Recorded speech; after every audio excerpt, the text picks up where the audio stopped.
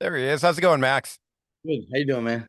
Good, good. Appreciate the time. Want to get into the Go Ahead and Die, the new album and the tour, and talk a couple other things with you along the way. But let's get into album number two, Unhealthy Mechanisms. I don't know how the hell you had any time to record this album, but you tell me in between all the activity with your brother and the Soulfly tours, when did you start digging into this second album? Yeah, we fight time here, man. It's always there's always a little extra time that you can squeeze in and make something happen. But yeah, I think this is I was really happy with the first record, but I think we could do better. One of those things like, yeah, I think the second album we can be more focused, more, sharper, go deeper. And we did, man. And I think Unhealthy Mechanism, I very encouraged to kind of push Igor, to my son, to really kind of like run with this, so I kind of like give him the keys of the car, and like, you drive the car now, I just sit in the back, and enjoy. So he produced the album, he wrote a shit ton of lyrics, he came up with the subject, he came up with the a lot of the riffs. So it's cool. I'm in a band where I don't have to do everything, For once. for once. It doesn't have to be all my ideas, and I'm not the center of the universe. It's like, great. I've been fighting for this my whole life. But yeah, it's so cool, man. I Go Ahead and Die. It's like it gets makes me feel young again. It reconnects with the young Max state of mind when I was a kid playing metal just for the love of metal, which is great. Yeah, I love that on both the albums and even this one too. You can almost feel the dirt. It sounds like guys just sweating it out in the garage. It feels nice and grimy and thrashy, and that makes sense. That you said your son wrote most of the music and lyrics and everything, so that made it a lot easier on you to fit it into your schedule, I imagine. Yeah, I mean, we did it together. Like, we did the first one. The first one started on during the pandemic, and it's Yeah. why we created the band. It was so I was trying not to lose my mind, so I want to, yeah, do something, stay busy. The second one, we kind of did it similar. We just kind of like went and did this routine of hanging out, listen to the stuff we like, get inspired, grab the guitars, and then uh bash out riffs. And then we did other things really cool. A lot of people don't know about this, but we'll take walks in the desert, and we go for hikes. We live in Arizona, so there's a lot of desert around. So every time we went for a walk in the desert, I would joke with him. I say, okay, we're going in we going desert walking, searching for riffs. I'm sure that's where I Desert believe Carnage was the born. desert is where all the riffs are. Desert Carnage, of course, that makes sense now as a title for the tune, the opening track. Right. I'm sure Yeah, it was Desert born out Carnage. That was born from that. But a lot of those hikes were great because every time we came back from those hikes, we grabbed the guitars and riffs just pour out of it. And I joke and I say, yeah, I told you, just got to go to the desert and you find the riffs. I imagine that makes sense because there's no distractions, nothing around. You can just kind of clear your brain. So if you're a guitar player and you're having mental blocks, you can't write, go to the desert. And if you don't live in the desert, I think it works in the forest as well, or in the snow. I'm sure the snow will be just as fine. Just get away from technology and everything. Just nature is the key. Yeah, that's it. But it was really cool. Like, the whole process of creating the album was very similar. We made demos first with drum machine, and then we got Johnny involved, drumming. This is his first record with us. Of course, he plays with Igor in Healy Magic, also drums with Black Braid. And we got Jackie playing bass. She didn't do the record, but she's on the tour with us, Ah, which is really cool. First time I'm in a band with a female person. It's new. It's different. It's quite cool, man. Actually, so there is little different things about Go Ahead and Die that makes quite exciting and different. Yeah, I'm glad you mentioned about her playing bass because I was going to ask you how you filling out the live band since it's only 3 recorded that, and you're going to need 4 for the live stage. But looking forward to seeing you in our market, coming back to the Glasshouse. Going to be there on March 22nd in Pomona with a band called Deep Within, who I hadn't heard of before. What can you tell me about them? Yeah, so we are very excited to. I always like gave chance for opening bands. Yeah, it's like an unwritten rule, man. You know, like you're never really just good enough that you need to go out and just you, be the band that plays, and you don't give nobody a chance. You know that doesn't fly with me. It's like nah, we give we give break. It's cool. It's great to see all these young bands doing their thing. I'm a big fan. I'm a big believer and fan of metal in the first place. That I like a lot of these bands, and some of them I don't know. I discovered them on the day of the show. You know, I go check them out, and they surprised the hell out of me, like freaking amazing. You know, and that's what's cool on tours like this. We do have Body Box with us the whole tour.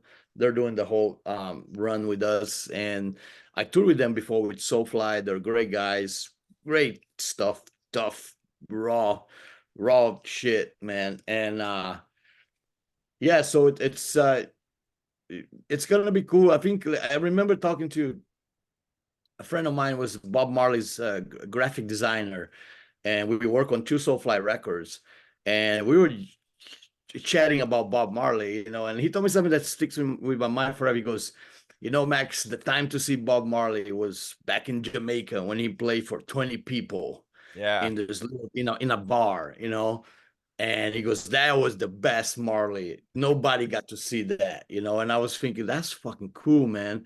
So that kind of like brings me back to more like this kind of shit. Like people have seen me in festivals and you know bigger Soulfly shows, but I think if you want to really see the you know Max in the trenches, yeah, this is the tour to go see it. This is where you get to see the real thing, man. You know, so I'm excited for that. And then now you have 2 albums to play with too. It fill out the set list pretty easy with both those albums, right? We do, yeah, and we have a couple other things we are working out. Some surprises to keep it, Some you know, covers maybe. yeah, little covers here and there, you know, some cool shit for the fans. But we are playing the entire second record. Awesome. Yeah, I don't know that this second record really hit me hard. It was good, man. It came out good. I think the mix is great. Um, of course, is Arthur Risk is I've been working with him now for the last couple records. We did Totem, we did the Sepultura recordings, the Cavalera, you know, Morbid Visions, and he has the ability of making you sound good without losing the dirtiness and the Yeah. rawness, you know, which is very rare, man. Only a few people can do that. Um, and he has this ability of making this record sound great. That he's perfect for this kind of music.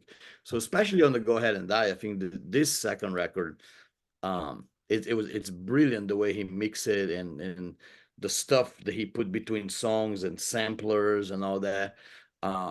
It's really clever. To me it's like ear candy, you know, like I Yeah. put on my headphones and yeah, just really enjoy it, you know. um and I think you're right. You can feel it sounds like you're in the room with us if you close your eyes with headphones. It's like you're in the room with the band sweating and you know just feel the rush that's coming out of the songs. Love it. Love it. And I imagine there'll be a third record coming too eventually. It's gonna Third be a one. while. You know, because I have so many bands, I have to make calendar lists. So yeah, I don't even own a calendar, but you know, I'm just kidding. I go things by things. I have to do work on a Soulfly record around this year, so hopefully I have one next year. Also, Killer BQ is another really cool project that I can't forget, and I love the guys, and I think we should definitely do a third record. But yeah, one thing at a time. You know, right now we have this cool tour. It's 50 some dates. it's an awesome run. Couldn't ask for a better way to start the year than a tour like this. I think it just kicks the year the right way. Um, and we have some festivals for Soulfly and Cavalera in the summer. Great. And then writing the Soulfly record. It's gonna be a busy year, but yeah, I'm excited for it, man. And I heard it's this is the year of the dragon, so it's real metal. It's a metal name for the year, so I think it all lined up for a great metal year, you know. I love it. And you touched on Soulfly and wanted to get into that. I mean, you talking about a new record? Are we locked on guitar? Is it still Mike De Leon, or are we still leaving that chair open? Or Yeah, I'm leaving it open for now. I mean, Mike is gonna jam with us. We have some festivals in the US. I think we're doing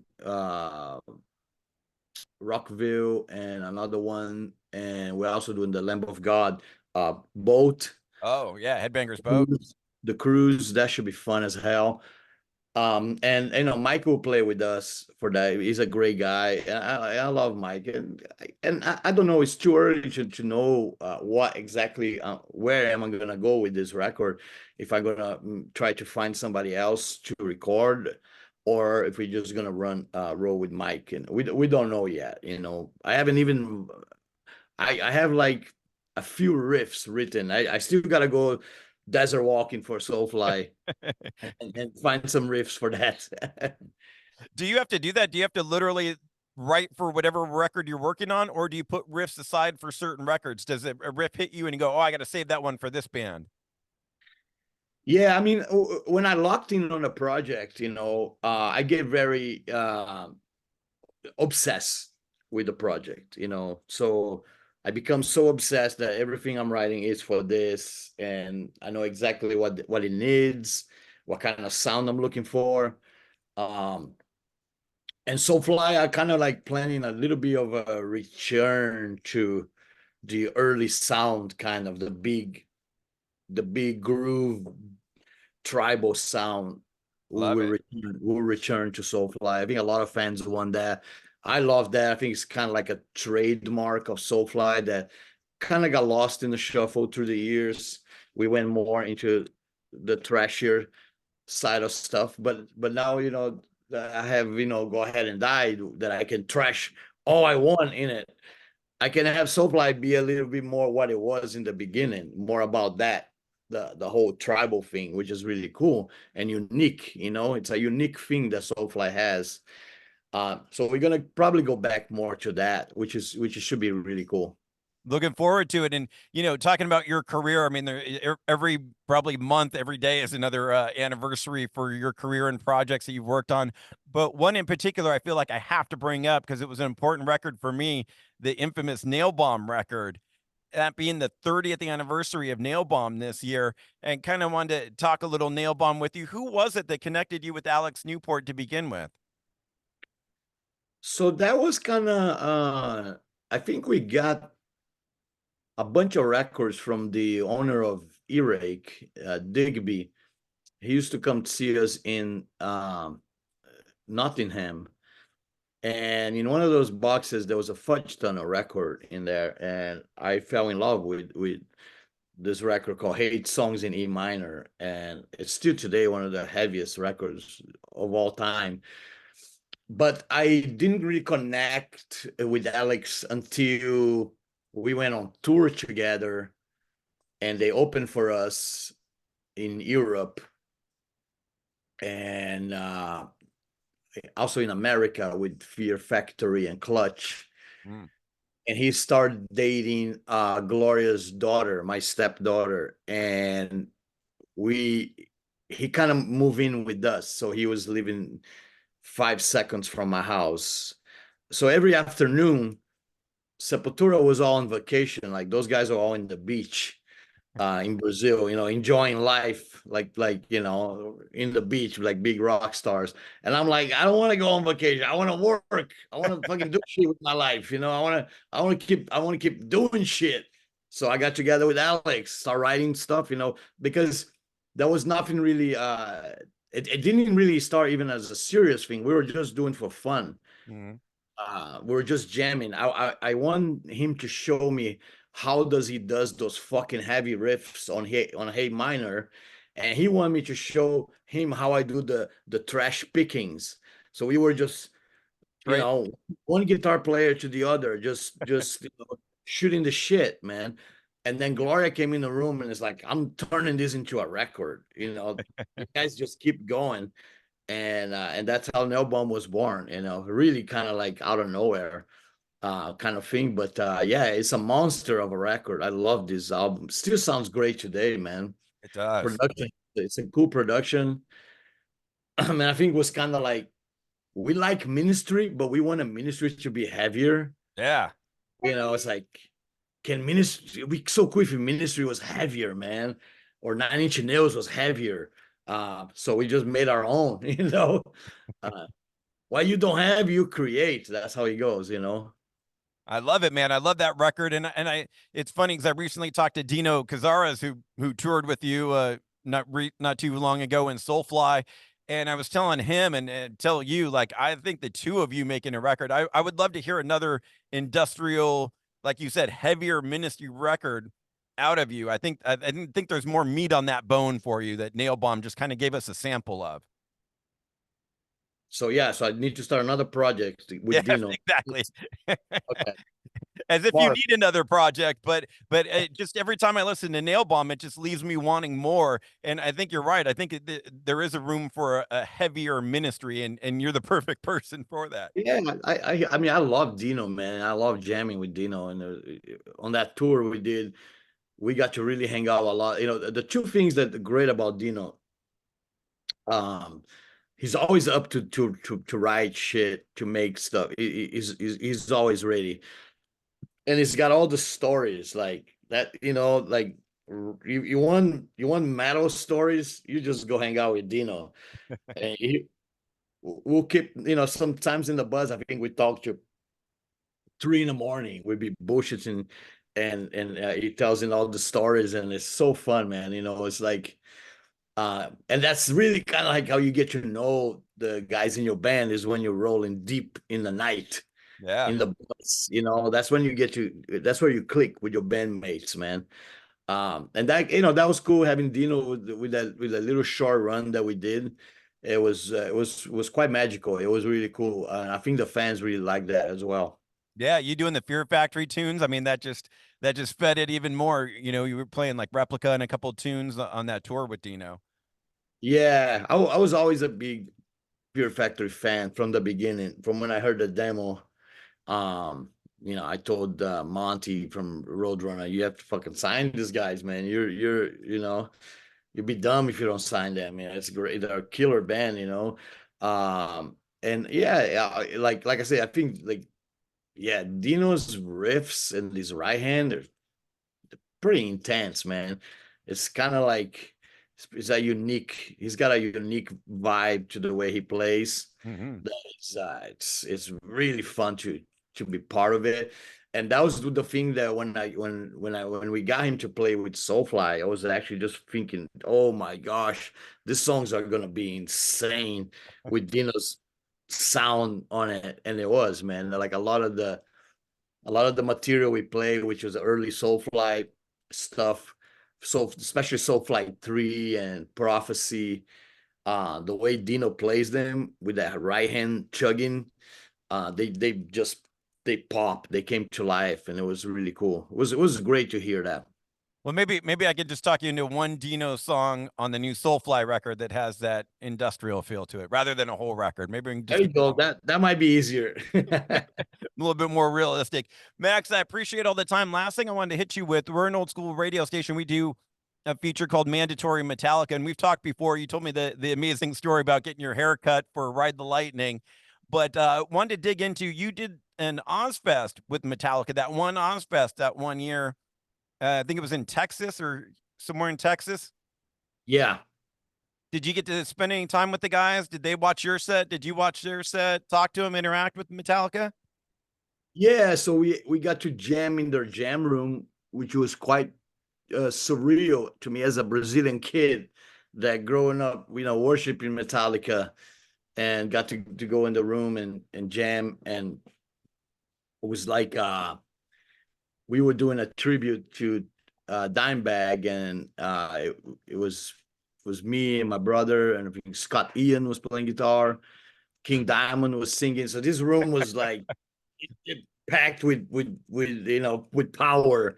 And then Kirk Hammett walks in and sits down. He wants to check out the jam, and we were wearing the same Vans, so he was talking about my Vans, and it was quite cool. I tried to keep cool, but inside of me, the young Max was like dying, like, oh shit, this is insane, man. But no, I love, man, I love Metallica forever. Like I like I think it's an incredible run of stuff, just killer music they put out through the years. Yeah, absolutely. And good to hear that even you and how long you've been doing this, you still get a little starstruck and you gripping the guitar a little bit tighter when Kirk Hammett walks in the room. Oh yeah, yeah. I tried to control my fanboyism, but it was tough. But I kept it I kept it cool. But it was definitely exciting. I mean, I remember one time we played San Francisco. I think it was Sepultura's second tour, the Omni, and we heard the Metallica guys were coming to check the show out. And I was fucking shaking like, oh fuck. And I remember that I heard they were around, so I kind of ran to the front of the venue to see if I see, and I saw the three of them coming in, and Hatfield had the shaved head at the time, with the shaved sides, and yeah, that was cool. We didn't meet them at that night, but it was cool just to know that they were there watching us, and Yeah, I think we play a little harder because of that. I'd we went a imagine little, you would. we went a little extra hard that night. Brad headbanging a little bit heavier that night, a little harder that night. Everything pushed to the limit a little bit. Let's give him more tonight. Love it. And that's what's cool about them, and even yourself. I mean, ultimately, what you do, what I do, ultimately, just a fan of this music. And at the end of the day, we're all just fans of this heavy music. And great that a band at that level is still just fans of this music. Yeah, man, I think that's the ultimate cool thing about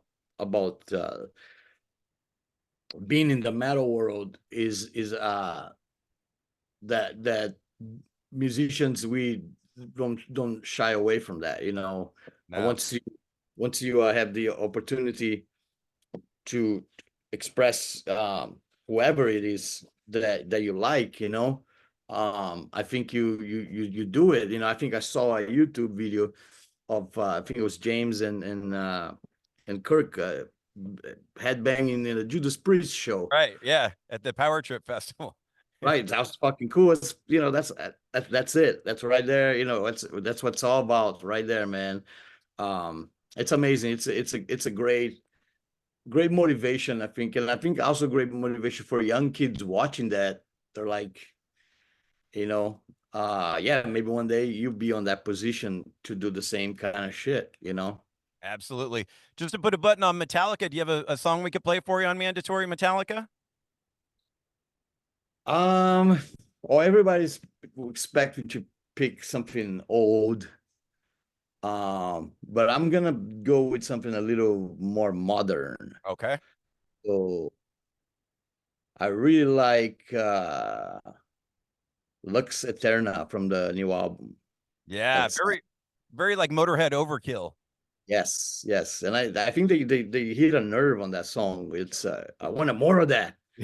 They should have done the whole record like that. It would be fine by me, man, because I remember I heard that when I first heard that song, I was like, oh shit, this is straight out of Kill 'Em All, man. This is fucking insane. Yeah, I really like that track a lot. It's a really good one. Beautiful, Max. Thank you so much for the time. Always a blast and honor to talk to you. And I'll see you out there at the Glasshouse in March. All right, brother. Take Thank care, you. man. Bye All bye. right.